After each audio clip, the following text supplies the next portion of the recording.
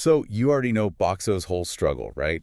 Trapped as a sentient vending machine, forced to weaponize Diet Cola just to survive a dungeon. Right, which on paper sounds like a totally one-note gag. Exactly. But what's truly wild is that this gag has somehow defied all the odds. I mean, they just announced a season 3. Yeah, it's honestly pretty incredible. So welcome to today's deep dive. We've got our hands on the official season 3 premiere details for Reborn as a Vending Machine, I Now Wander the Dungeon. And, well, our mission today is to unpack why a premise this absurd actually works well enough to be a returning hit. So, okay, let's unpack this.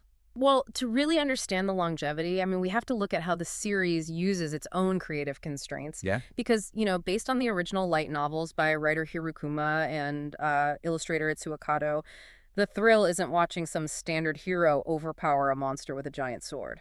No, and I mean, I get how that's funny for a few episodes, but I really have to push back here. Okay, go for it. Like, how does a stationary metal rectangle carry a narrative into a third season without the joke just going totally stale? I mean, like being trapped in a smart fridge or playing a tower defense game where you only have one tower, it can't move, and it Yeah. only drops snacks. Well, what's fascinating here is that those severe limitations are exactly the engine driving the plot. Wait, really?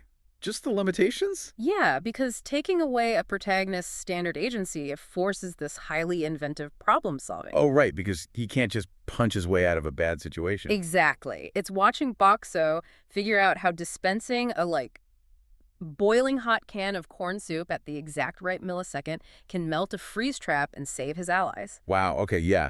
That kind of weaponized convenience is a really delicate balancing act of humor and strategy. It really is. And looking at the latest trailer, it announces an April 1st premiere date.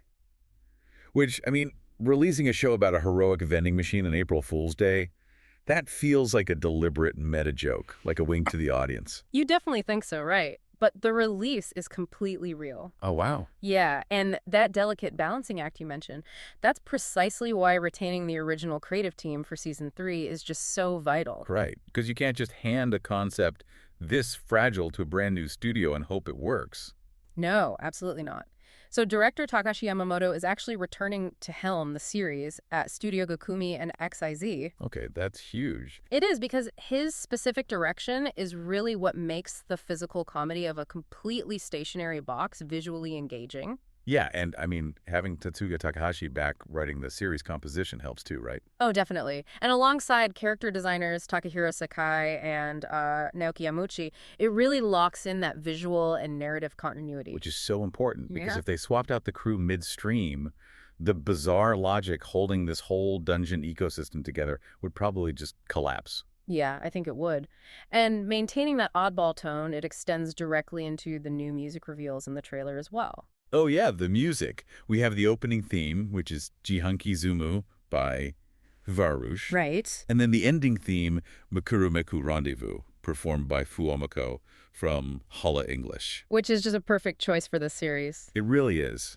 Fuomako's chaotic energy specifically fits the show's unpredictable vibes so well. Yeah, the music perfectly signals the kind of energetic, surreal ride that you're strapping in for. Absolutely. And, if you want to experience or just revisit this bizarrely successful formula before that April 1st premiere, you can actually stream the first 2 seasons on Crunchyroll right now. Definitely do that, because looking at the new trailer, it explicitly notes that it's time to, and I quote, put a coin in and press the button. Right, which sounds like a fun tagline. It does, but it actually highlights a terrifying vulnerability. Oh, how so? Well, Boxo relies entirely on others interacting with his machinery to do anything at all. He is totally at the mercy of the dungeon's economy. Oh, wow.